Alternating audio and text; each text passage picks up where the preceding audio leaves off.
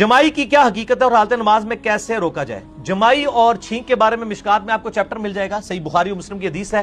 چھینک کو اللہ تعالیٰ پسند فرماتا ہے، اور پھر نبی علیہ السلام فرمایا جب جس کو چھینک آئے، صحیح بخاری کے الفاظ ہیں، وہ کہے الحمدللہ، اور سننے والا کیا کہے؟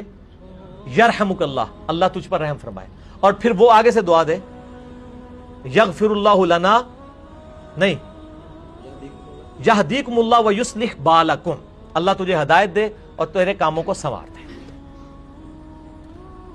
لیکن یرحمک اللہ اسی کو کہیں گے جو الحمدللہ کہے۔ ایک بار ایک صحابی کو چھین گئی، اس نے الحمدللہ نہیں کہا، تو اس نے باقیوں سے کہا تم نے یرحمک اللہ کیوں نہیں کہا؟ تو نبی علیہ السلام فرمایا تم نے الحمدللہ نہیں کہا۔ اس طرح مسلم شریف میں ایک حدیث ہے، ایک بندے کو کٹھی 3 چھینکیں آئیں، چوتھی دفعہ حضور نے فرمایا یہ زکام ہو گیا ہے، آپ جواب نہیں دینا، اور تو کہنا رہا الحمدللہ۔ چھینک جو زکام والی ہے نا، اس میں 3 کے بعد جو چھینکیں آئیں گی ان کا جواب نہیں آپ نے دینا، ٹھیک ہو گیا؟ الحمدللہ اس کا جواب یرحمک اللہ، اور اس کا جواب پھر دوسرے نے دینا ہے یہدیکم اللہ ویصلح بالکم۔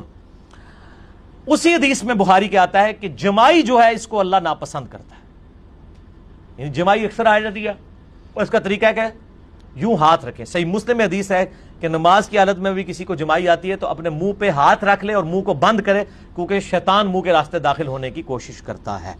تو اس کا طریقہ یہ ہے کہ جب بھی جمائی آئے تو جو آپ کے لیے آسانی، اب جب قیام میں ہے نا آپ، تو یہ الٹے ہاتھ کو نہ استعمال کیا کریں کھجلی کے لیے، کیونکہ پھر دونوں ہاتھ ہی اپنی جگہ سے ہل جاتے ہیں، پھر دائیں ہاتھ سے ہی ایسے کر لیں، باقی عام حالت میں آپ بائیں ہاتھ سے کر لیں تو کافی ہے۔